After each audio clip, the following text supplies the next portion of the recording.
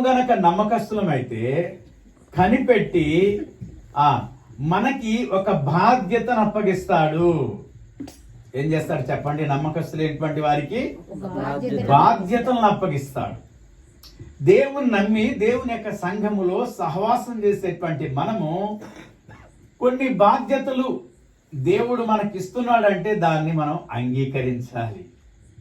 విషయం ఏమిటంటే సంఘములో దేవుడిచ్చేటువంటి బాధ్యత ఏంటో కూడా మనము గమనించాలి, గ్రహించాలి.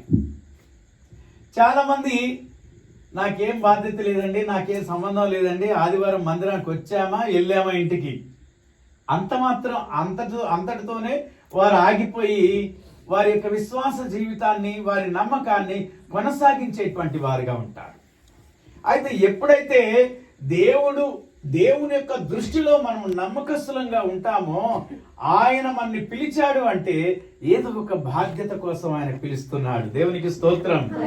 ఒక వాక్యం చదువుదాం. సంఖ్యాకాండం 12వ అధ్యాయం 7వ వచనం. సంఖ్యాకాండం. అతడు నా ఇల్లంతటిలో నమ్మకమైన వాడు. హల్లెలూయా. హల్లెలూయా. ఇది మోషేను గురించి వ్రాసినటువంటి మాట. మోషేను గురించి దేవుని యొక్క వాక్యం ఏమని సెలవిస్తుంది అంటే, అతడు నా ఇల్లంతటిలో నమ్మకమైన వాడు. ఎవరి ఇల్లంతటిలో? దేవునికి ఒక ఇల్లు ఉందంట. ఎక్కడుంది ఆ ఇల్లు? ఎక్కడుంది మహిమ ఇల్లు? మీ ఇంటి పక్కన, మా ఇంటి పక్కన? దేవుని ఇల్లు దేవుని సంఘమే. దేవునికి స్తోత్రం. దేవుని యొక్క ఇల్లు దేవుని సంఘమే. దేవుని యొక్క సంఘాన్ని నడిపించడానికి, పాలించడానికి, సరిచేయడానికి, దిద్దడానికి, కట్టడానికి, సరి అయిన మార్గములో నడిపించడానికి, వారికి బోధించడానికి ఒక నాయకుడిని ఎన్నుకున్నాడు. ఆయనే మోషే గారు. ఆ మోషేతో దేవుని యొక్క వాక్యం ఏమంటుందంటే, ఆ మోషేను గూర్చి, మోషే అంట దేవుని ఇల్లంతటిలో నమ్మకమైనటువంటి వాడంట. ఆయన ఏ విషయంలో ఎప్పుడు ఎలాగ ప్రవర్తించాలో, ఏ విధంగా ఏ సమయంలో ఎలాంటి ప్రార్థన చేయాలో, ఏ సమయంలో ఏ రీతిగా దేవుని పిల్లల పక్షాన పోరాడాలో దేవుని దగ్గర అన్ని ఎరిగినటువంటి వాడు. వారి యొక్క అవసరాలు ఎలాగ తీర్చాలో, వారి యొక్క అక్కర్లో ఎలాగ వారిని నడిపించాలో అనేది బాగుగా ఎరిగినటువంటి వాడు. ఎదురు వారి యొక్క ప్రయాణములో ఏదైనా యుద్ధం ఉంటే దేవుని దగ్గర మోకరించి ప్రార్థించేటువంటి వాడు. అయ్యా, మేము ఎలా వెళ్ళాలి, ముందుకు ఎలా కొనసాగాలి, నీ సహాయం లేకపోతే మేమేమి చేయలేము అని దేవుని దగ్గర అనేక మార్లు ప్రార్థించినటువంటి విషయాలు మనకు కనబడతాయి. అందుకనే మనము నమ్మకస్తులంగా ఉంటే దేవుడు అంటున్నాడు, నేను మీకు ఒక బాధ్యతను అప్పగిస్తాను. మరి మోషేకు బాధ్యతను అప్పగించాడు దేవుని యొక్క సంఘాన్ని నడిపించడానికి. సంఘానికి వచ్చేటువంటి మన జీవితంలో దేవుడు మనకేం బాధ్యత ఇచ్చాడు ఆలోచిద్దాం. మనకి ఏదైనా బాధ్యత ఉందా? మీకు తెలిసిన బాధ్యతలు కొన్ని చెప్పండి. దేవుడు నాకు ఈ బాధ్యత ఇచ్చాడు, అది నేను గుర్తించగలిగాను అనేది ఒకటి చెప్పండి. కొంతమంది సంఘాన్ని అంతా ఏం చేస్తారు చెప్పండి? శుభ్రంగా ఊడ్చి తుడిచి నీట్గా క్లీన్గా చేస్తారు. ఎప్పటికప్పుడు వాళ్ళు ఇంకా పని చేసుకుంటూనే వెళ్తారు. కొంతమంది ఏం చేస్తారు? మంచిగా వంటలు చేస్తూ ఉంటారు, చర్చిలు ఎప్పుడు భోజనాలైనా కదా, అది వాళ్ళకి ఇవ్వబడినటువంటి తలాంతులు. మరి కొంతమంది ఏం చేస్తారు? సేవకుని పక్కనే ఉండి సేవకునికి అనేక విషయాల్లో వాళ్ళు సహకారిగా నమ్మకమైనటువంటి వాళ్ళుగా ఉంటూ ముందుకు వెళ్తూ ఉంటారు. ఈ రీతిగా చూసుకుంటే అనేక విధాలుగా సంఘములో మనము బాధ్యత వహించేటువంటి వారముగా ఉంటున్నాము. అది మనం గ్రహించామా లేదా అనేది మనం గుర్తించాలి. ఏదో ఒక పని దేవుడు మనకి ఖచ్చితంగా పెడతాడు. ఎవరికి పెడతాడు చెప్పండి? దేవుని యొక్క సంఘంలో ఎన్ని నియమాలు ఉన్నాయంటే, కనీసం వంట పని చేయడానికి కొన్ని రూల్స్ పెట్టాడు. అపోస్తలుల కార్యం 6వ అధ్యాయంలో మనం చూస్తే వంట పని చేసే వాళ్ళు ఎలా ఉండాలట? దేవుని యొక్క జ్ఞానముతోనూ ఆత్మతో నింపబడినటువంటి వారై నీతిగా, పరిశుద్ధంగా, యథార్థంగా ఉండే వాళ్ళని పెట్టాడటండి. హల్లెలూయా. మరి వంట పనికి ఏం కావాలండి యథార్థత? గమనిద్దాం. ఇక్కడ కాదులే కానీ మనం హాస్టల్లోకి వెళ్తే వార్డెన్స్ ఉంటారు కదా, వాళ్ళైతే ఏ రోజు ఏం వండాలో వండినా వండకపోయినా లిస్టులో రాసుకుంటారు. ఎంత ఖర్చు పెట్టాలో అది పెట్టినా పెట్టకపోయినా ఖాతాలో వేసుకుంటారు. ఇలా చూస్తే ప్రతి విషయంలో కూడా ఒక నమ్మకము అనేటువంటిది కనపరచాలి. అందుకని అక్కడ వంట వండడానికి కూడా, వంట వండే వాళ్ళకు కూడా ఏం చెప్పాడండి? ఒక నియమాన్ని అక్కడ సూచించాడు. అదేంటంటే దేవుని పిల్లలంగా, దేవుని యొక్క సంఘంగా ముందుకు కొనసాగుతున్నాం కాబట్టి కొన్ని నియమాలు అక్కడ పెట్టాడు. అందుకని ప్రియమైన పిల్లారా, నమ్మకత్వం అనేటువంటిది చాలా చాలా చాలా ప్రాముఖ్యమైనటువంటిది. మరి నమ్మకంగా ఉంటే ఏమిస్తానంటుంది దేవుని యొక్క వాక్యంలో? దీవెనలు ఇస్తానంటుంది. మరి నమ్మకంగా లేకపోతే ఏమిస్తుందట చెప్పండి? శాపాలు. Very simple. నమ్మకంగా ఉంటేనేమో బ్లెస్సింగ్స్, దీవెనలు. నమ్మకంగా లేకపోతే, నమ్మకంగా లేని వాళ్ళని ఏమంటారు తెలుసా? నమ్మక ద్రోహి, ఎంత పని చేశావు అని అంటారు. ఏ ద్రోహట? నమ్మక ద్రోహట. అంటే ఎందుకు నమ్మక ద్రోహిగా మార్చబడ్డాడు? బైబిల్ గ్రంథంలో ఒక వ్యక్తి ఉన్నాడు, ఆయన నమ్మక ద్రోహి. ఎందుకు నమ్మక ద్రోహి అంటే దేవుళ్ళనే అమ్మేశాడు. అంత గొప్పోడు ఆయన. 30 వెండి నాణాలకి యేసు ప్రభునే అమ్మేశాడు. అంత మాత్రమే కాకుండా ఎప్పుడు కూడా పాపం ఆయన ఏంటిదట, డబ్బు సంచి ఆయన దగ్గరే ఉంటుంది. ట్రెజరర్ అన్నమాట ఆయన, ట్రెజరర్. మరి ఆ డబ్బు విషయంలో ఎంత నమ్మకంగా ఉన్నాడో మనకి తెలియదు, కానీ డబ్బు సంచి మాత్రం ఎప్పుడు ఆయన దగ్గరే ఉంటుంది. చూసారా దేవుడు ఎలాంటి వ్యక్తికి బాధ్యతలు అప్పగించాడో? డబ్బు సంచి ఉండడమే కాదు, యేసు ప్రభుని కూడా ఏం చేశాడండి? అమ్మి సొమ్ము చేసుకోవాలనుకున్నాడు. చూడండి ఎంత దుర్మార్గమైనటువంటి ఆలోచన వచ్చిందో అతనికి. పోనీ ఏమన్నా తిన్నాడా అయ్యా అంటే ఏం చేశాడు చెప్పండి? అదే దేవాలయంలో విసిరేసాడట తీసుకుపోయి. ఎప్పుడు? నేను చేసిన పని ఇది మంచి పని కాదు, నేను సరి అయినటువంటి పని చేయలేదు అని పశ్చాత్తాపడ్డాడు. కాబట్టి జ్ఞాపకం చేసుకుందాం, మోషే నమ్మకంగా ఉంటే ఆయన్ని పిలిచాడు, నా పని చేయమన్నాడు. మండుచున్నటువంటి పొద దగ్గర తన గొర్రెలను కాచుకుంటూ ఉంటే అక్కడ ఆ పొద మండుతుందంట, కానీ ఆ పొద కాలిపోలేదు. అక్కడికి ఎందుకు వెళ్ళాడంటే ఆ పొద అయితే మండుతుంది కానీ, పొదలోంచి పెద్ద మంట వస్తుంది కానీ ఆకులు ఏమాత్రం కూడా అవి కాలిపోయినట్టుగా కానీ, బూడిదైనట్టు కానీ, రాలిపోయినట్టుగా ఏం కనపట్లేదు. ఆ వింత ఏంటో చూద్దామని అక్కడికి వెళ్ళి నిలబడ్డాడు. నిలబడితే దేవుడు తనతో మాట్లాడుతున్నాడు. నేను నిన్ను ఫలానా పని కొరకు పంపించబోతున్నా, నువ్వు సిద్ధంగా ఉండాలని మాట్లాడుతున్నాడు. కాబట్టి మోషే నమ్మకస్తుడే. ఈ నమ్మకస్తుడైనటువంటి వానికి ఏమండి 6 లక్షల కాల్బలం. ఏమండి సంఖ్యలో పిల్లలు కాదు లెక్క, స్త్రీలు కాదు లెక్క, ఓన్లీ పురుషులైనటువంటి వారు, నడిచేటువంటి వారు 6 లక్షల కాల్బలం. 6 లక్షల మంది. కుటుంబంలో 6గురిని పోషించాలంటేనే అదిరిపోద్ది. ఎంతమంది నడిపిస్తున్నాడట? 6 లక్షల మంది. అంటే నాట్ ఏ జోక్. ఎంత పెద్ద సహవాసం, ఎంత పెద్ద సాహసం తెలుసా? కాబట్టి అలాగ నడిపించేటప్పుడు ఒకసారి బాగా కోపం వచ్చింది ఆయనకి. కానీ ఆయనకున్న బిరుదు ఏంటో తెలుసా? ఈ భూమి మీద ఉన్నటువంటి వారందరిలో మోషే మిక్కిలి సాత్వికుడు అంట. ఆ సాత్వికుడికి కూడా సహనం చచ్చిపోయింది అనమాట. కోపం వచ్చింది. ఎందుకు వచ్చింది అంటే వారు దేవుణ్ణి ఆరాధించకుండా తమ సొంతంగా చేతులతో రూపించబడినటువంటిది చేసుకొని అదే దేవుడు అన్నప్పుడు మోషేకి బాగా కోపం వచ్చేసింది. కాబట్టి ఎట్టకేలకు ప్రజల యొక్క అవసరాలు తీరుస్తూ, దేవుని దగ్గర ప్రార్థన చేస్తూ, వారికి ఎప్పుడు ఏం కావాలో అవన్నీ దేవుణ్ణి అడిగి చక్కగా వారిని నడిపించడానికి దేవుడు మోషేని ఎన్నుకున్నాడు. హల్లెలూయా. ఇంకొక వ్యక్తి ఉన్నాడు బైబిల్ గ్రంథంలో మనం చూస్తాం. ఆయన పేరు అబ్రహాం గారు. ఈ అబ్రహాం ఎలాంటి వాడో ఒక మాట ఇక్కడ మనం చూస్తాం.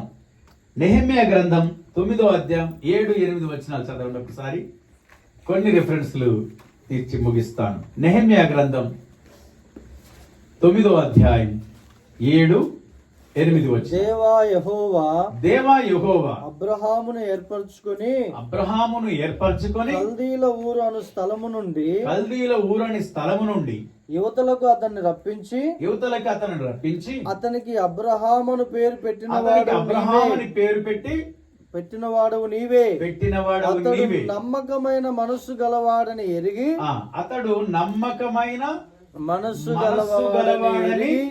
ఎరిగి కనానీయులు దేవునికి స్తోత్రం. ఇక చాలు. అక్కడ నెహెమ్యా చేసేటువంటి ప్రార్థన ఏంటంటే, అబ్రహామును గురించి అబ్రాము అనే పేరుంది.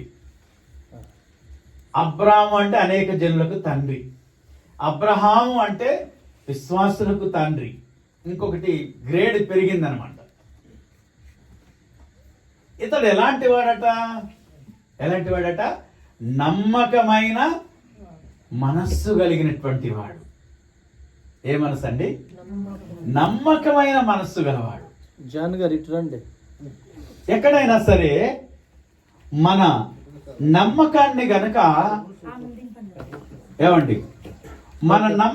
గనక కోల్పోయినట్లయితే మనం ఆ నమ్మకాన్ని నిలబెట్టుకోవడానికి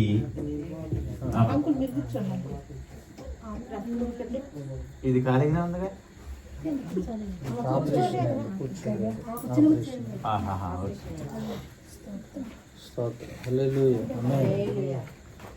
చూడండి,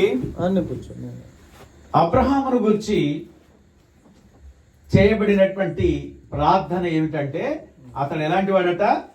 నమ్మకమైన మనస్సు గలవాడు. గుర్తుపెట్టుకోండి, నమ్మకమైన మనస్సు గలవాడు. దీని అర్థం ఏమిటంటే, బాహ్యానికి నమ్మకంగా కనిపించడం కాదు అని అర్థం. ఎలాట? మనస్సులో నమ్మకం అంటే అంతర్గతంగా లోపల. ప్రతి వ్యక్తి జీవితంలో రెండు ఉంటాయి. అంతరంగ పురుషుడు ఉంటాడు, బాహ్య పురుషుడు ఉంటాడు. ఇక్కడ అబ్రహాముల గురించి ఏమని చెప్పబడదంటే, అతడు అంతరంగములో నమ్మకమైనటువంటి వాడు. ఎందుకంటే అక్కడ మనస్సు అని వ్రాయబడ్డది. మనస్సు అంటే అంతరంగానికి సంబంధించినటువంటిది. బాహ్య శరీరం ఎప్పుడైనా అంతరంగములో ఉన్నటువంటి దాన్ని బాహ్యంగా క్రియ చేయడానికి పనిచేస్తుంది. అంటే హృదయము నిండి ఉన్నటువంటి దాన్ని బట్టి నోరు ఏం చేస్తట? మాట్లాడిదట. ఇక్కడ మాట్లాడటమే కాదండి, మనసులో నిండి ఉన్నటువంటి దాన్ని బట్టి మనం క్రియ చేస్తాం. ఇక్కడ ఆకలి అయిందనుకో ఏం చేస్తాం చెప్పండి? భోజనం చేసేస్తాం. కూర ఉండాలనుకోండి ఏం చేస్తామండి? సంత మంగళవారం పెడుతున్నారుగా, మంచిగా ఊరంతా సంచులు పట్టుకొని సంతకెళ్ళి వారానికి సరిపడే సరుకులు కొనుక్కొని వస్తాం. దేనికంటే అవి ఆహారాన్ని సిద్ధపరచుకోవడానికి. ఎవరు చెప్తే పోతున్నాం మనము? ఈ పనులన్నీ ఎలా చేస్తున్నాము? మన లోపల మన మనస్సు, మన హృదయము చెప్పినట్లుగా ఏ సమయంలో ఏం చేయాలో అదే చేసేటువంటి విధానాలు ఎక్కడి నుంచి అంటే లోపల నుంచి వస్తున్నాయి. లోపల నుంచి ఏం చేయాలో అనేది వస్తుంది. లోపల నుంచే ఎవరిని తిట్టాలా, ఎవరిని కొట్టాలా అనేది కూడా లోపల నుంచే వస్తుందండి. మార్క్స్ వార్త 7:21 చూస్తే లోపల నుంచి చాలా చాలా బయటకు వస్తుంది. ఒకసారి చదువుదామా ఆ మాట కూడా? ఎందుకంటే నమ్మకమైన మనసు అనుకున్నాం కదా. మనస్సులో నుంచి అంటే లోపల నుండి అనగా మనుషుల హృదయములో నుంచి దురాలోచన, జారత్వములు, దొంగతనములు, నరహత్యలను, వ్యభిచారములు, లోపములను, చెడుతనములు, కృత్రిమములు, కామ వికారమును, మత్సరములు, దేవదూషణ, అహంభావమును, అవివేకము వచ్చును. ఎన్నున్నాయి తెలుసండి? 13 ఉన్నాయి. మొత్తం ఎన్ని ఉన్నాయి? 13 ఉన్నాయి. ఇవన్నీ ఎక్కడి నుంచి వస్తాయని చెప్తుంది బైబిల్. ఇది కూడా లోపల నుంచే వస్తుందట. అంటే మాట్లాడేది ఏం మాట్లాడాలనేది కూడా లోపల నుంచే వస్తాయి. మనిషి యొక్క నిర్మాణం విషయంలో దేవుడు ఎంత గొప్పవాడంటే చాలా గొప్పవాడండి. దాన్ని ఉద్దేశించి దావీదు 139వ కీర్తనలో ఆయన ఈ మాట అంటాడు, నీవు నన్ను కలుగజేసిన విధము చూడగా భయమును నాకు భయమును ఆశ్చర్యము కలుగుతుందంట. దేవునికి స్తోత్రం. ఎప్పుడైనా మనం అనుకున్నామా ఆ జంతువులను చూసినప్పుడు, ఆ పక్షులను చూసినప్పుడు, ఏమండి ఆ ఇంటి ముందు మనం పెంచుకునే కుక్కలను చూసినప్పుడు మనకు ఆలోచన రావాలి, వాటన్నింటికంటే మనల్ని శ్రేష్టమైనటువంటి వారినిగా చేశాడండి. హల్లెలూయా. ఒక్కోసారి చాలా నమ్మకంగా ఉంటాయి కొన్ని జంతువులు, పెంచుకుంటే పులులు సింహాలు కూడా ఏం చేస్తాయండి, ఆవులాగా ఉంటాయి, ఏమి చేయవు, ప్రమాదానికి అనేటువంటివి గురి చేయవు. అలాగే ఈ మనిషి అనేటువంటి వ్యక్తి మనకి ఆలోచించే జ్ఞానం ఉంది. ఏం మాట్లాడాలి, ఎలా మాట్లాడాలి, ఏం పని చేయాలి, ఎలా బ్రతకాలి, ఎలా ఈ లోకంలో జీవించాలా అన్నీ తెలుసు. ఈ అన్ని తెలిసినటువంటి మానవుడే అన్ని విషయాలు తప్పిపోతాడండి. ఇది చాలా దౌర్భాగ్యమైన పరిస్థితి. అన్ని తెలుసు, అన్ని ఆ తెలివితేటలు ఉన్నటువంటి మనిషి ఏమండి దేవుడే మనకు పెట్టాడు కదా, బుద్ధి జ్ఞానముల సర్వ సంపదలు క్రీస్తునందు ఎలా ఉన్నాయట, గుప్తమై ఉన్నాయట. ఏంటయ్యి? బుద్ధి జ్ఞానముల సర్వ సంపదలు. బుద్ధి జ్ఞానం అనేటువంటిది సర్వ సంపదలండి. అందుకని తిమోతి పత్రిక 6:17 మనము ధనవంతులం అంటాడు. ఏంటి ఆ ధనం అంటే సత్క్రియలు అనేటువంటి ధనం అంట. దేవునికి స్తోత్రం. క్రైస్తవులకి ఏమి లేదని ఎప్పుడు అనుకోకండి. ఏమండి, ఏది ఆస్తిపాస్తులే కాదండి, మన సత్క్రియలే మనకు ధనంగా దేవుడు ఇచ్చాడండి. దేవునికి స్తోత్రం. దేవుని యొక్క దయ ఆయుష్కాలం అంతా, సంవత్సర కాలం అంతా ఆ దయనే కిరీటంగా మన నెత్తి మీద పెట్టాడు. దేవునికి స్తోత్రం. ఎంత గొప్ప సంగతి. ఈ సంగతిని అంతటినీ ఎరిగినటువంటి దేవుడు మానవ నిర్మాణాన్ని, దేవుడు తయారు చేసిన విధానాన్ని అర్థం చేసుకున్నటువంటి దావీదు ప్రార్థన ఎలాంటిదంటే, నాకు భయము ఆశ్చర్యం కలుగుతుంది అంటాడు. దేవునికి స్తోత్రం. మనం కూడా మన ప్రార్థన సమయాల్లో, మన వ్యక్తిగత జీవితాల్లో, మన ఆత్మీయ జీవితాల్లో, కుటుంబ జీవితాల్లో దేవుణ్ణి మనం ముందు పెట్టుకొని నడవగలిగినప్పుడు మనము నమ్మకమైన వారిగానే ఉంటాం. దేవునికి స్తోత్రం చెప్పండి. హల్లెలూయా. దేవునికి స్తోత్రం. మనం చూద్దాం దానియేలు గ్రంథం 6:3-4 త్వరగా చదవండి. దానియేలు గ్రంథం 6:3-4. ఈ దానియేలు అతి శ్రేష్టమైన బుద్ధి గలవాడు. చూడండి, అతి శ్రేష్టమైన బుద్ధి గలవాడు. ప్రధానులలోను అధిపతులలోను ప్రఖ్యాతి నొంది ఉండెను. గనుక రాజ్యమంతటి మీద అతన్ని నియమింపవలనని రాజు ఉద్దేశించెను. దేవునికి స్తోత్రం. ఒక రాజు గారు అంటే ఇప్పుడు మంత్రులు, ఎమ్మెల్యేలు, ఇలా ఇప్పుడు ఈ సిస్టమ్ ఉంది. కానీ ఒకప్పుడు బలంగా ఏ రాజు ఉంటే, ఎన్ని రాజ్యాలు జయిస్తే ఆ రాజు కింద అన్ని ఉండేటి. ఆ రాజుగారి కింద మంత్రిని ఎలాంటి వాడిని పెట్టుకుంటాడంటే, మంచి సలహాదారుడు ఉండాలి, మంచి నమ్మకస్తులు ఉండాలి, మంచి సలహాలు ఇవ్వాలి, ఇంకా యుద్ధంలో ఎలా గెలవాలో సూచనలు, ఉపాయాలు, సలహాలు ఇవ్వాలి, మంచి సలహాలు ఇవ్వాలి. అలాంటి వారిని కింద ఉంచుకునేటువంటి వాడు. అయితే ఈ దానియేలు ఎలాంటి వాడట, అతి శ్రేష్టమైన బుద్ధి గలవాడంట. ఏమండి, మామూలుగా శ్రేష్టం అంటేనే సరిపోతుంది, కల్ముషం లేనటువంటిదని, ఏమండి చాలా మంచిది అని. ఇక్కడ అతి శ్రేష్టమైనటువంటిది అనే పదాన్ని వాడానండి. అతి శ్రేష్టం అంటే అది చాలా ఎక్కువ అన్నమాట. తన కొరకు మాట్లాడినటువంటి మాట చాలా విలువైనటువంటిది. అందుకనే అతి శ్రేష్టమైన బుద్ధి గలవాడు మాత్రమే కాకుండా ఈయనట ఏముంది కింద, నమ్మకమైన వాడు అని వ్రాయబడి ఉంది. ఈ నమ్మకమైనటువంటి వాడికి ఎన్నో బాధ్యతలు అప్పగించారండి. దేవునికి స్తోత్రం. ముఖ్యంగా ఎలాంటి రాజ్యాధికారానికి సంబంధించినటువంటి బాధ్యతలు.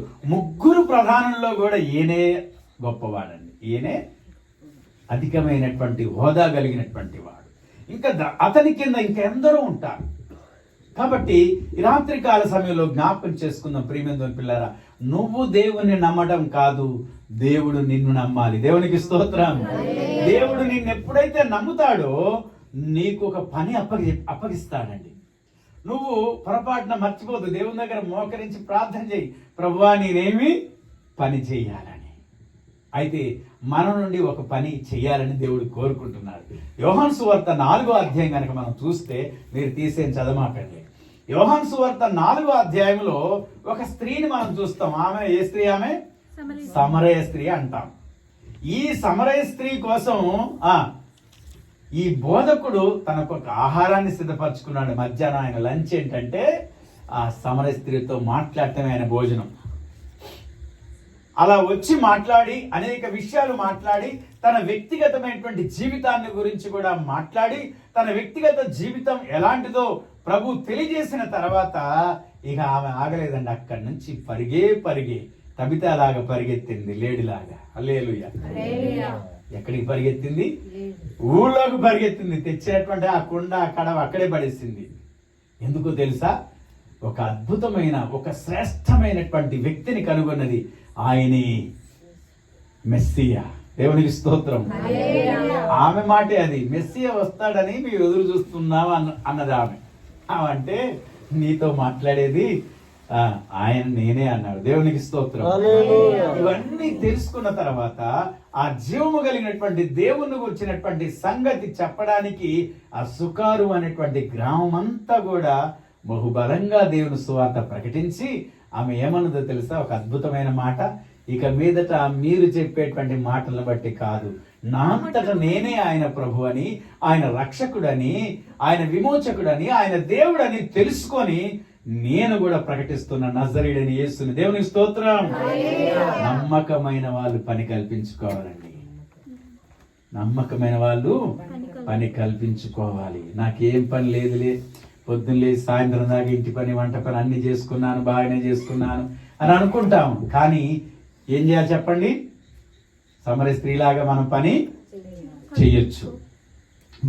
మరియలాగా ఆయన పాస్టర్లో వాక్యము వినొచ్చు. తర్వాత దానియేలులాగా 3 పూట్ల ప్రార్థన చెయ్యొచ్చు. కాబట్టి నమ్మకం అంటే ఏమనుకుంటున్నారు? దేవుడు మనకిచ్చిన బాధ్యతను గుర్తించి చేయడమే నమ్మకం. మనం నమ్మకస్తులమనే ఆయన మనల్ని నమ్మి ఏం చేశాడు చెప్పండి? నమ్మిన వారు రక్షించబడతారు, సూచక్రియలు ఉంటాయని మనం చూస్తూనే ఉన్నాం. సో మనం నమ్మి ఏం చేశాం చెప్పండి? నమ్మి బాప్తిసం తీసుకున్నాం. దేవునికి స్తోత్రం. నమ్మకుండా తీసుకున్నామా? నమ్ముకోకుండా తీసుకున్నామా? నమ్మి తీసుకున్నామా? నమ్మి తీసుకున్నాం. అదే రోమపత్రిక 10:9 ఆ వచనాలన్నీ అవే చెప్తున్నాయి. మనం నమ్మి బాప్తిసం పొందాం. ఆ నమ్మకమైనటువంటి దేవుని పని చేయడానికి, ఆ సాక్ష్యం ఇవ్వడానికి, ప్రార్థన చేయడానికి, సువార్త ప్రకటించడానికి, జీవితకాలం అంతా నమ్మకంగా ఉండడానికి. దేవునికి స్తోత్రం. తర్వాత ఇంకొక మాట అన్నాడు, నమ్మకమైన వానికి ఏం కిరీటం ఇస్తాడట? జీవ కిరీటం. హల్లెలూయా. చూడండి అన్ని బెనిఫిట్స్ ఉన్నాయి. అన్ని బెనిఫిట్స్. ఈ లోకంలో ఏమీ లేకుండా బెనిఫిటే మన జీవితంలో. దేవుణ్ణి మనం నమ్మటం ద్వారా, ఆయన మనం నమ్మటం ద్వారా, నమ్మి బాప్తిసం పొందడం ద్వారా. కాబట్టి రాత్రికాల సమయంలో అటు నమ్మకంగా ఉందాం. సామెతల గ్రంథం 28:20 ప్రకారంగా ఎవరైతే నమ్మకంగా ఉంటారో వారికి ఎలా ఉంటాయట? మెండుగా దీవెనలు. మెండుగా అంటే నిండుగా అని అర్థం. నిండైన దీవెనలు ఉంటాయి. ఆ దీవెనలు భూమి మీద కావచ్చు, పరలోకంలో కావచ్చు. ఒకవేళ ఇక్కడ రాకపోయినా అక్కడ ఉన్నాయని నమ్మాలి. దేవునికి స్తోత్రం. రాత్రికాల సమయంలో అట్టి కృప ప్రభు మనకు అనుగ్రహించును గాక.